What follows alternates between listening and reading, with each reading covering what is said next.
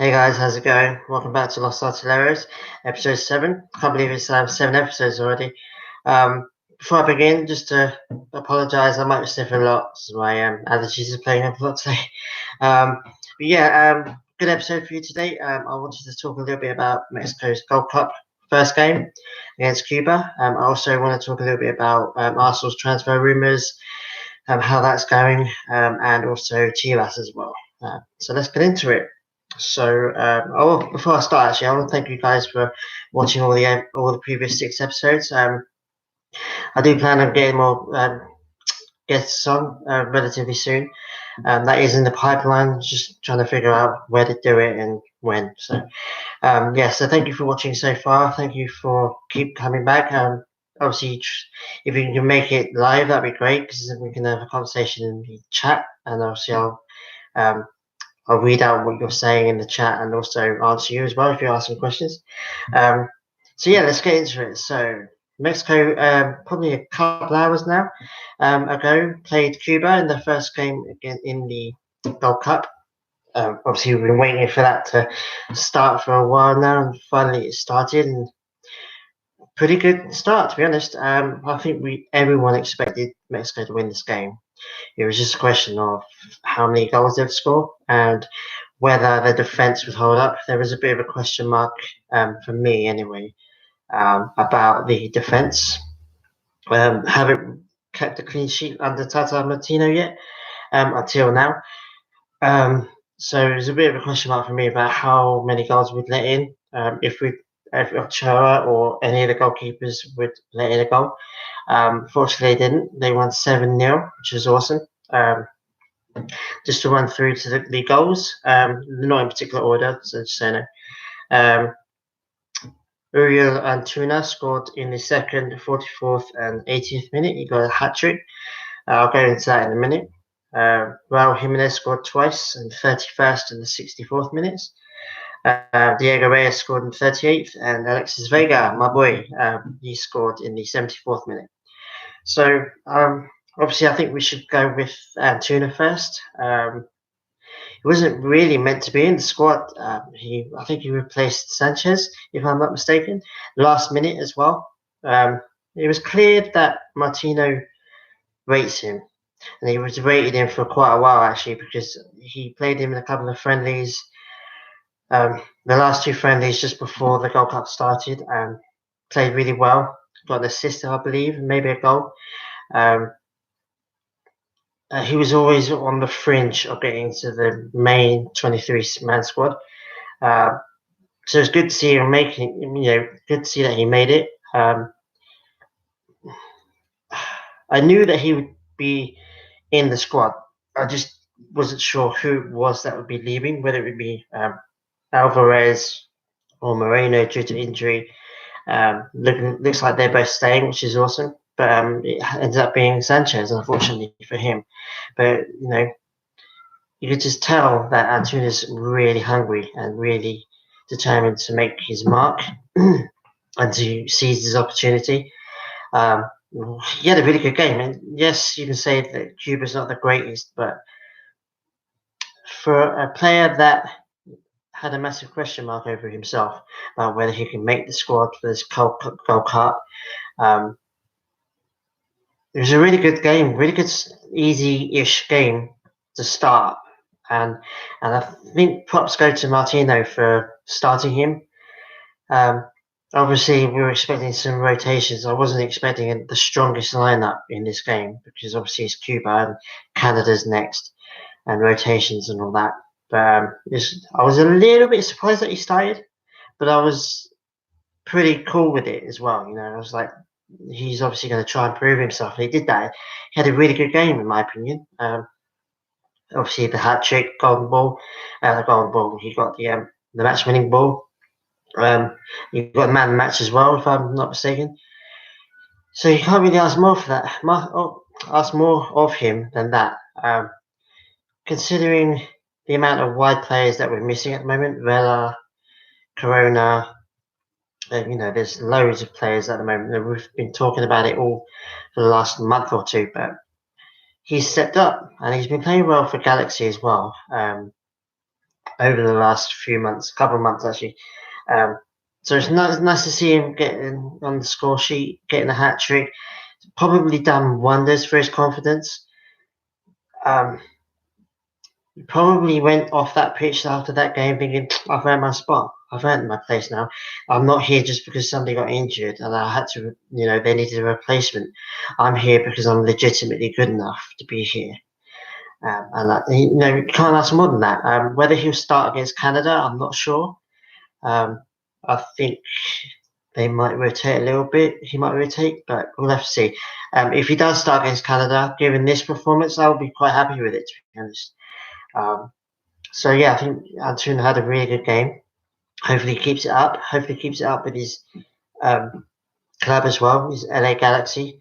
I would like to see him do well for Galaxy for this season and then go back to Man City and try and get into the Man City's first team. I know that's near impossible because they've got such a good squad, but I'd love to see Antuna start a Premier League game for Man City.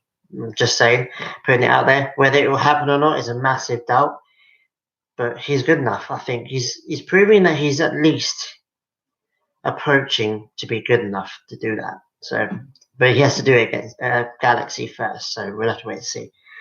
Obviously, the next talking point is Jimenez. He scored twice. A lot of people going through Twitter over the game. A lot of people were split with Jimenez. One side seemed to think that he was doing really well. He was part of the build-up play, and a lot of people complained about him. I think a lot of Mexicans and Mexican Americans probably take what he's been doing with Wolves and just in their minds thinking he should be scoring loads of goals against Cuba, should be scoring a hat trick, he should be scoring 4 or 5 goals, should be scoring.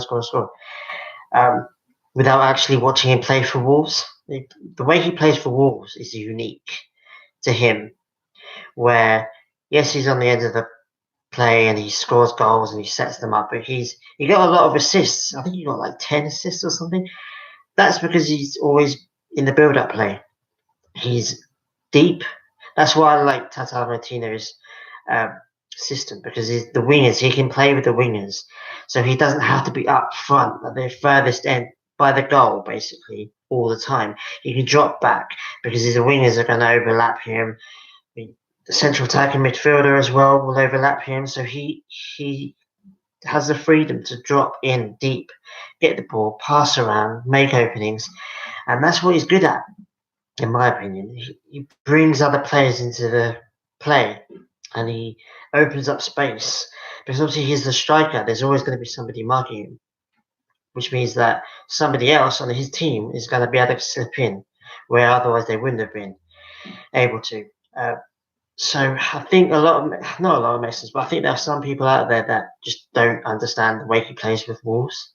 It's very specific, very regimented almost, but fluid at the same time. Where yes, he's a striker and he scores goals, a bit like Chicharito. That's the difference in him and Chicharito, in my opinion.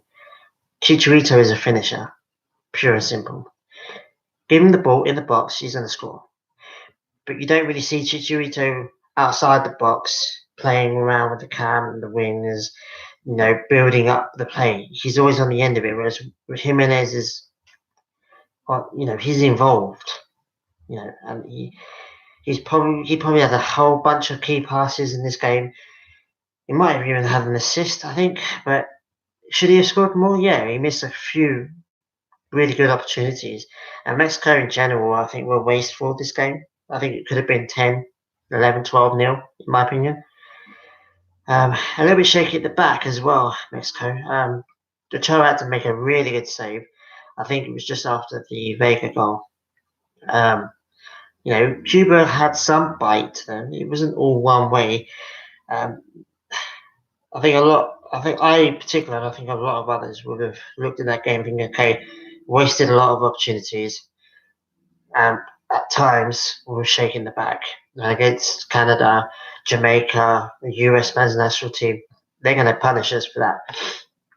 So it wasn't a perfect game, even though the scoreline was high, but it was a good game, So I think Jimenez got a little bit of unfair treatment on Twitter, especially. A lot of people complaining about him. I think they just don't understand the way he plays for Wolves. I've said it, numerous times now. But Tata seems to, from my opinion, Tata seems to have studied the way he plays for Wolves and tried a little bit to adapt his system to Jimenez, and it worked, in my opinion. Antuna obviously scored. He was on the wing. I don't think would Antuna have scored his goals if Jimenez hadn't been involved. Maybe. I mean, a lot of the goals were rebounded goals and stuff. So, but Jimenez is really influential in the attacking movement of the game.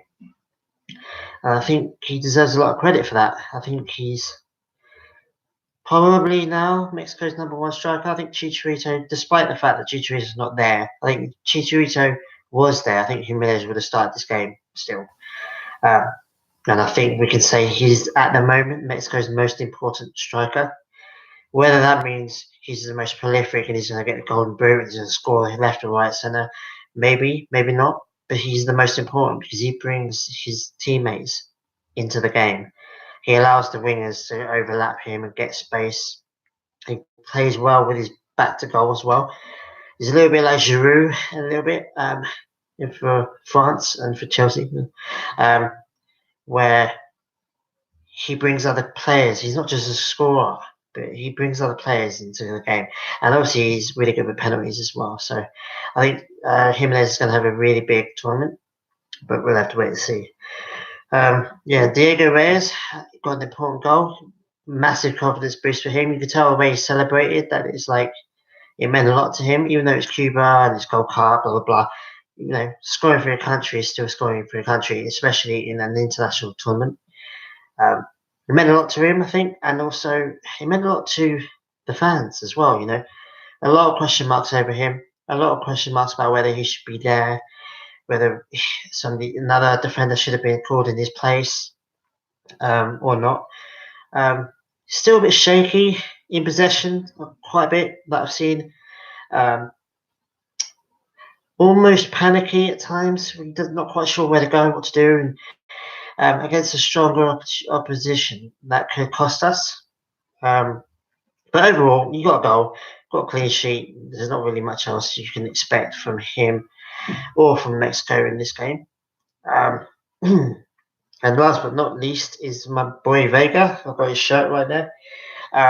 So happy that he scored. I was itching for him to come on. I had a feeling that Tata might put him on in the second half. I really didn't think Jimenez was going to play the whole 90 minutes. And a bunch of other players I didn't think were going to last 90 minutes, and they didn't.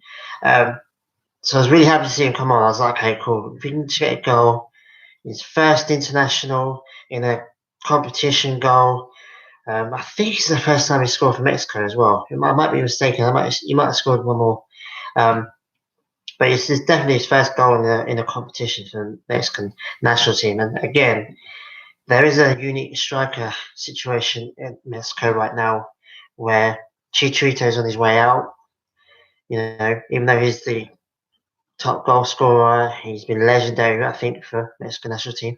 Jimenez is in his spot now. Jimenez's era now, for probably now till at least the end of the next World Cup. And then there's a big question mark about after Jimenez. I think Vega's the one now that's most likely going to be taking his spot. Be the next striker for Mexico. And, this goal, yes, it's against Cuba, and, there's not too much to read into it, and you have to keep your feet on the ground. But for Vega's point of view, having not that much of a great season for Chivas, sorry, my nose stitching, and, only scoring like 3 or 4 goals for Chivas so far in a season, which is not good. This is a massive confidence boost for him. I think it's mainly, he seems like almost like a different player under Martino than any of the Chivas coaches he's had. And I think it's down to the quality of coaching. I think Tata's a step up, clear, probably 2-3 steps up than any coach that Vega's had in Liga MX, not just in Chivas, but in Toluca as well. He could, for me personally, I think this is a massive confidence boost for him. He's going to go off that game thinking, cool, I can do it. I can score an international goal. I've scored a goal for my country in a tournament. Yes, it's the Gold Cup, but it's still a tournament. And it's a tournament that Mexico have to win. They're expected to win it. So there is pressure to there. On one hand, yes, it's Gold Cup, Malero and all that. But on the flip side, the same coin, Mexico have to win this game, win this tournament, because look at the teams we're facing. So, there is pressure to it. There is a meaning to it. It means something. And to get a goal in your first game, I think he was on the pitch for about 2 minutes before he scored as well, which is good.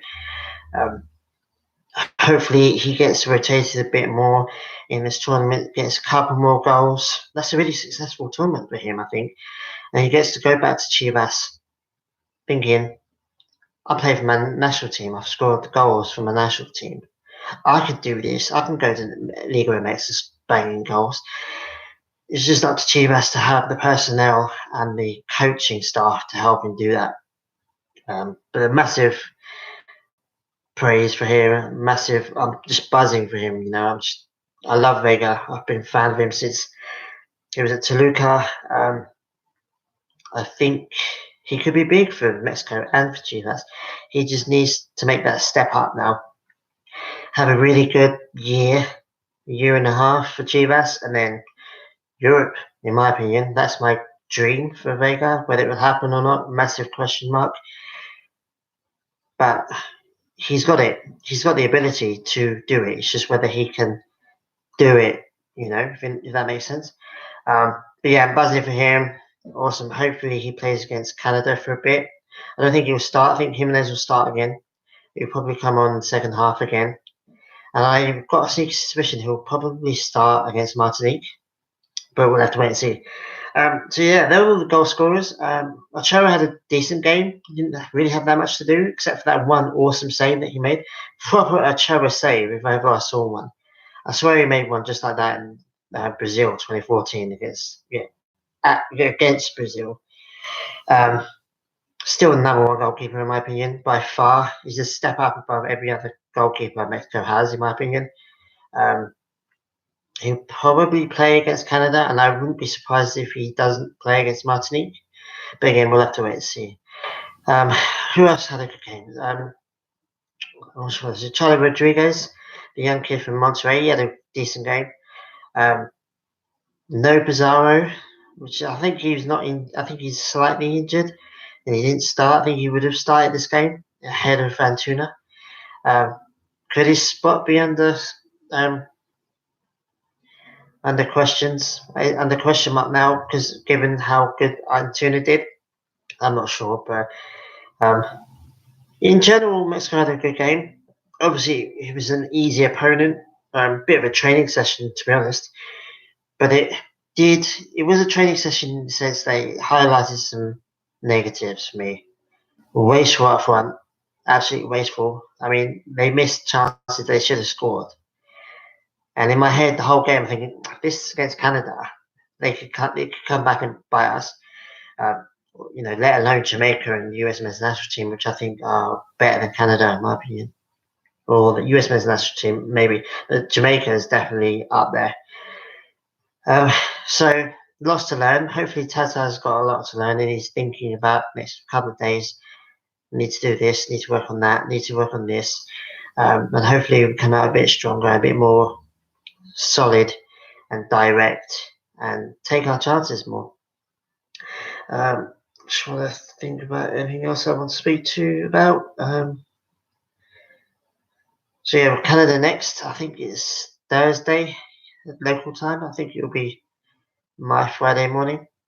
Not quite sure. I'll have to figure that out. But yeah, Canada next. That'll be the big test. That's technically, I would call it the unofficial start of the Gold Cup from Mexico.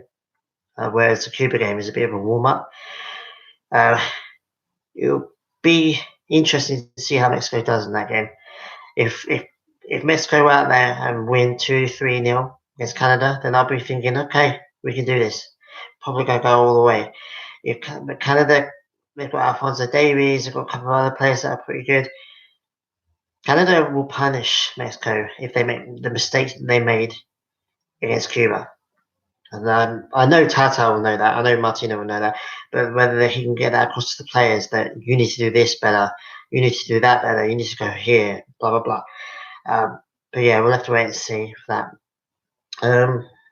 So that's my segment on Mexico. I had a bit of a Mexico episode last week, so I don't want to go too much into Mexico. I just couldn't do a Los Artilleros episode without mentioning the Gold Cup in the first game. So yeah, let me know what you think in the comments. Did you enjoy the game?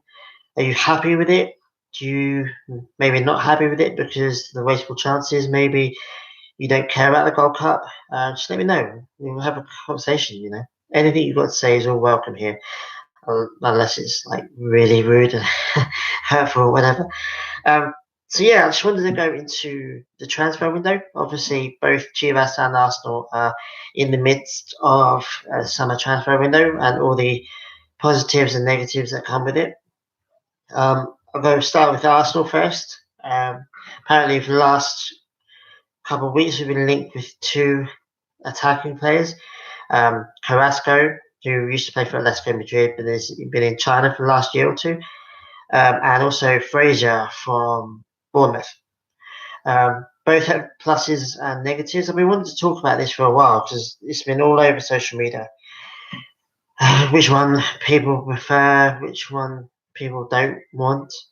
Both have pluses and negatives, like I said. Fraser, start with him. He's Premier League proven. And he had a decent season last year. I think a lot of people saying that only Hazard got more assists or something, which is all right. It's good. We need somebody to make chances happen. Ozil's been off it for the last, I don't know, few months. So it'd be nice to have somebody else making chances for Aubameyang and Lacazette, because they're players that need, especially Lacazette. Lacazette needs somebody to make the chance for him, and then he'll just bang it in. Aubameyang's a bit more of an Alexis type player where he can make his own chances sometimes, but he still struggles, and we found that out to our cost at the Europa League final. They needed someone to help them create chances, and it just didn't happen. Whereas Carrasco, he's obviously got a bigger name, a bit of a bigger ceiling. He's played at the top level. He's played in the Champions League, if I'm not mistaken. So he's the bigger name, but obviously he's been in China. He's not played in Premier League before. There's a lot of people that think Arsenal need to go out and buy Premier League proven players, build a solid foundation first for a year or two, and then go and buy big names again. I'm torn. I wouldn't be disappointed if we got either, to be honest. Fraser, yeah, he's not going to get me excited, but I know that he can do a job, and he's better than players we have in his position at the moment. Same with Carrasco. He's obviously miles ahead of any other player that we've been playing on the wing in the last year or two. But he's been in China. Maybe his form's dipped. Maybe he's not the player he was when he left. We'll have to wait and see. Chances are both have rumours that both deals are not done. That both deals have been cancelled, and we're going to get this one, then we're going to get that one. So we'll have to wait and see. It's a bit of a circus, really. One thing I've learned about being an Arsenal fan is to kind of detach yourself a little bit from these transfer rumours. When I was younger, I would just be like, oh, we're linked with this player, that's great. We need to sign him, and then we don't sign him, and it's crushing. So you kind of have to detach yourself a little bit from that, just prevent any unnecessary heartache. Both of these transfers won't get me that excited, to be honest. The transfer window in general hasn't got me excited.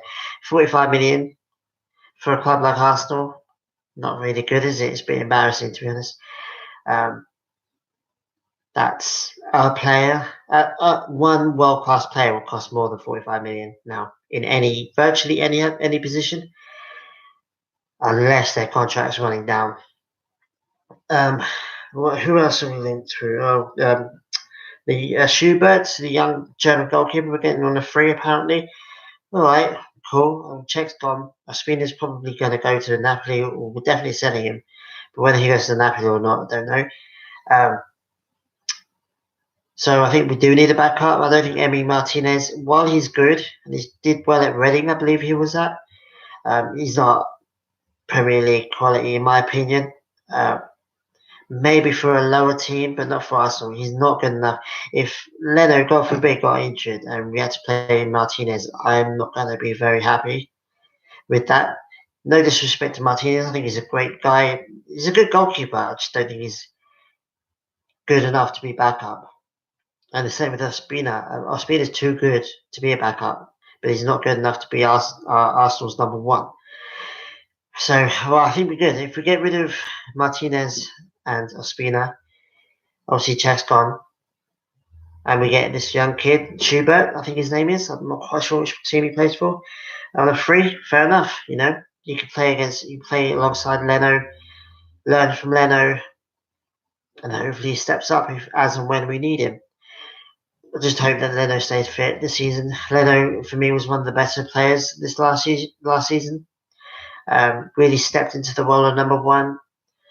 Considering he was from Germany and wasn't Premier League proven when we got him, he stepped up. And it always takes defensive players longer to adjust, I think, to the Premier League. So we'll have to wait and see about that. And also, maybe we might be getting Umtiti or Uber Meccano, if I'm saying that right. I think Umtiti is going to be the more realistic one. He wants to stay in Barcelona, but I think they just got delinked, so they've got a surplus to requirements for him. I think they'll want to get rid of him. And there's a rumour as well that they're not getting on due to his treatment of his injury, his latest injury. I'm not sure. It'd be cool if we get him. That would be the one signing that I think cool, because we're crying out for a really good top defender, especially in the centre back position. We need someone that come in there, take charge. You do this, you do that, you stay back, you do this, I'll do this. We don't have any of that in any of the positions at Arsenal at the moment. But we really need it in the back, in the defence.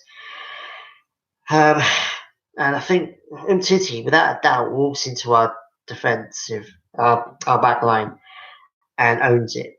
And probably immediately becomes one of our best players after Lacazette, Aubameyang, and Leno, and maybe Torreira as well.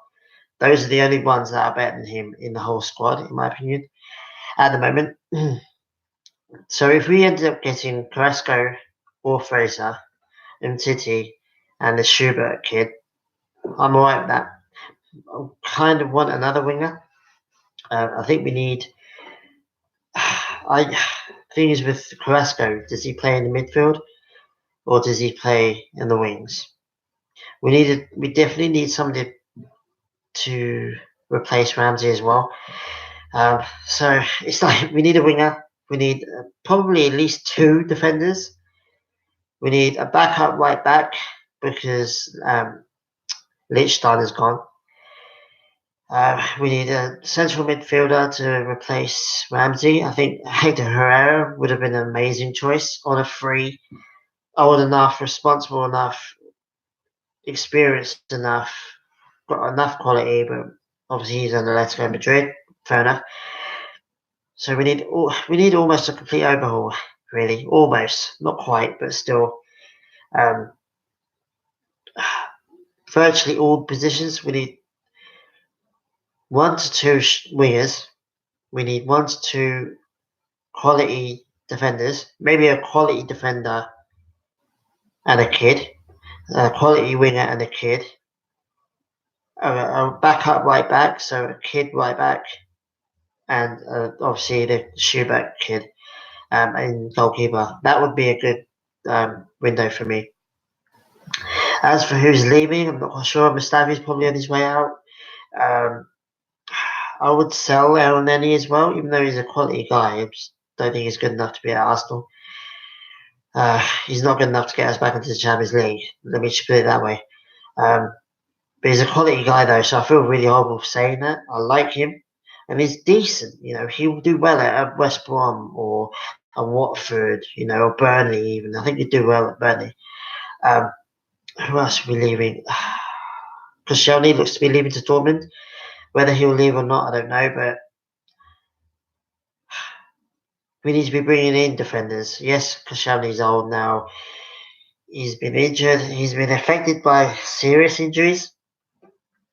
But I think we should be letting him go until we brought at least one defender in. But we'll have to wait and see. Excuse me, I'm about to sneeze. So that's my little ramble on Arsenal. 1 second.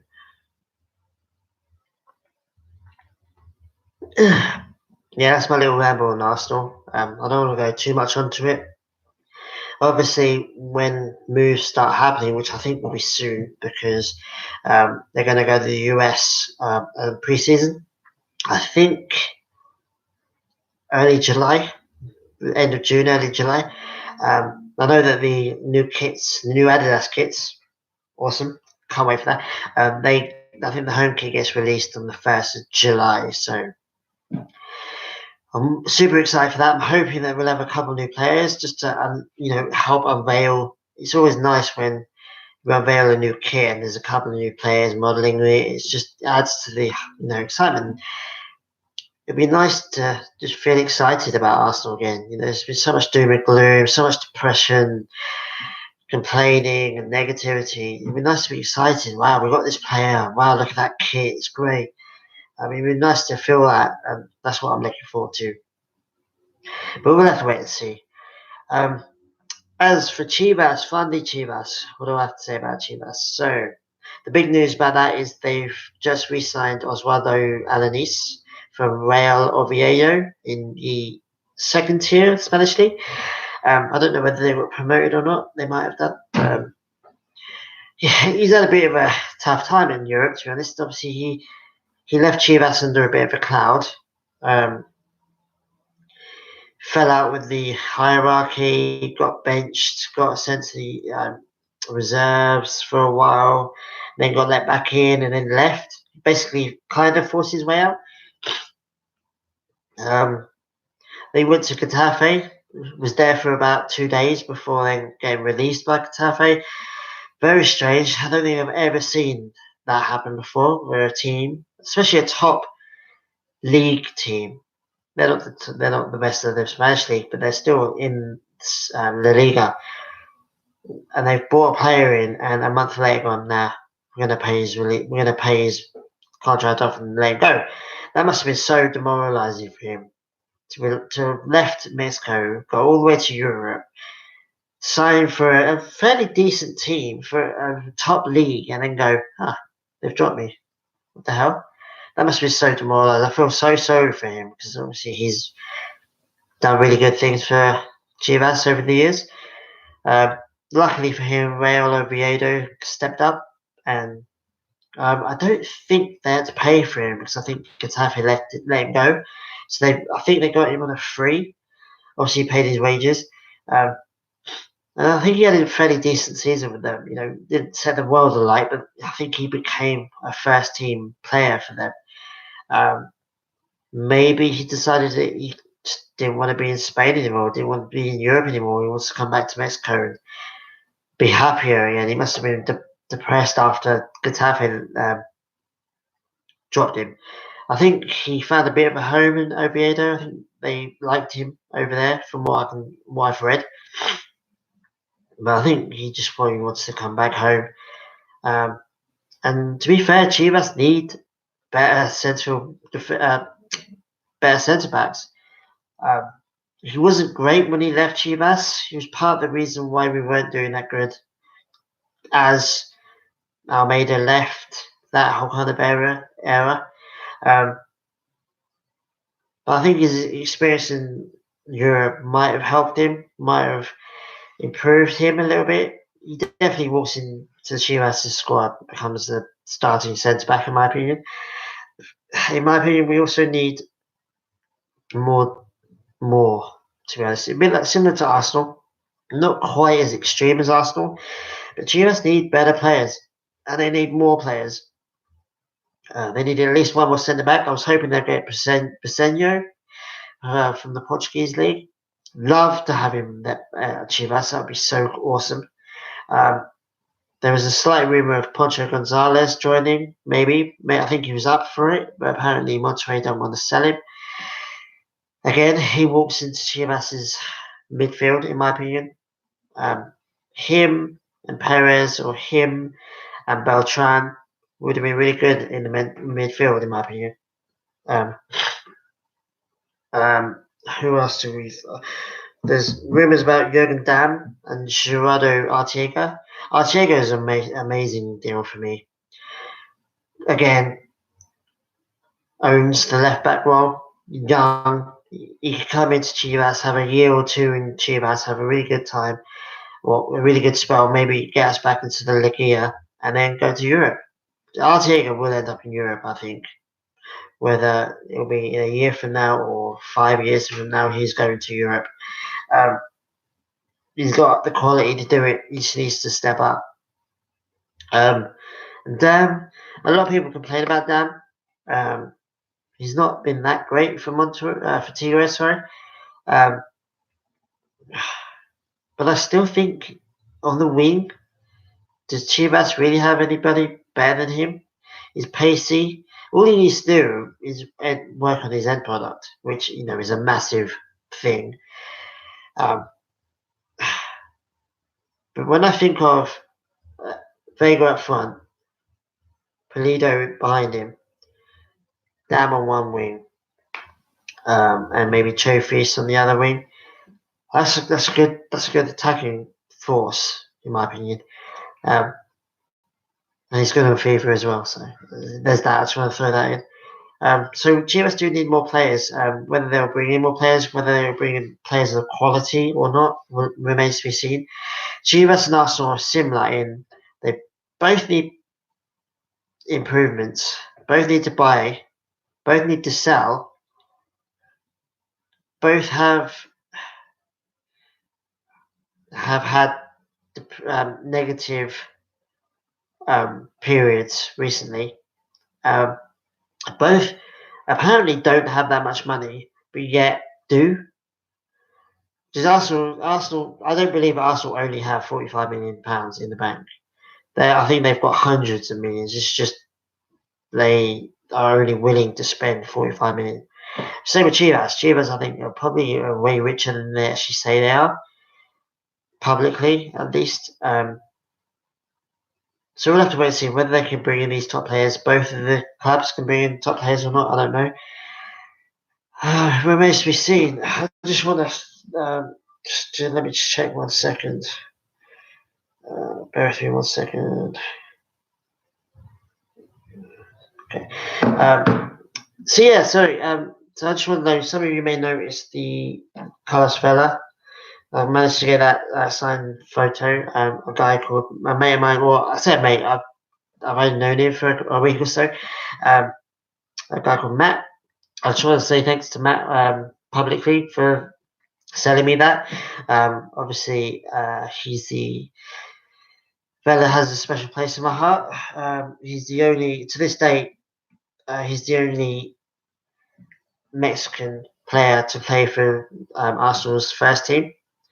I didn't have that much of a good time with us, to be honest. I think partly because of his own lack of discipline when he was here, and because Wenger had quote unquote better options at the time. I think Vela could have. I think Vela could have had a really good career at Arsenal if he'd put his mind to it and wanted it enough. I don't think he wanted it enough. I don't. Vega. I keep saying Vega. I think Vela is a player that wants what he wants, does what he wants to do, and doesn't do what he doesn't want to do. And for me, he wanted to come to Europe, but I think once he got there, he's like, cool, I'm here, that's great.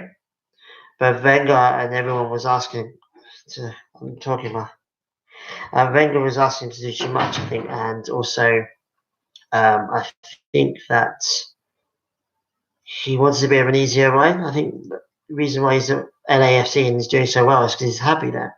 He likes the culture. He likes everything outside of football there. He likes the culture. He likes it in basketball. He likes the celebrity aspect. Uh, that happiness is making him play well, in my opinion, and that's why he's not at the national team anymore. Um, so yeah, I just want to say thanks to Matt for that. It's awesome. I've also done my background a bit just to make it a little bit more footbally orientated. I hope you like it. Gonna keep it this way for a while now, I think. Um, so yeah, that's pretty much my episode for this week. It's a bit of a short one. I just wanted to do a recap on the Gold Cup game and some of the transfer rumours for the clubs. So yeah, what will I say? So next week I'll be back. I'll be doing a preview, a review of the Canada game. I'm not quite sure if it'll be in time for the Martinique game, but it definitely the Canada game and any obviously Chivas or Arsenal news. I'll obviously talk about that as well. I am going to be doing guests. I've got a couple of mates, Lyle and Liam, that are going to come on, and also Pete as well. They're going to come on. I just need to arrange that and get them either here or go somewhere to do it. So yeah, I've got guests coming on. I want to do a couple of specials that I don't really want to announce yet. But yeah, just stay tuned. I've got stuff in the pipeline. It's just work's getting in the way at the moment, and life as well. So yeah, but I've got things coming. So stay tuned and please like and subscribe and comment. We all appreciate it. I'll be posting this on all my social media. So follow all of them all. Eldaman86 on Twitter and on Instagram. Also Football Mexicano. Eldaman86 Football Mexicano on Facebook. So yeah, follow me on that. Yeah, start a conversation and talk to me. Let me know if you agree with me or disagree with me. I love it. So I love talking about football. So yeah, it's all appreciated. So thank you very much, guys. Thanks for staying around and listening to me ramble for the last 42 minutes. Awesome. Thank you, guys. Take it easy. See you next week. Adios.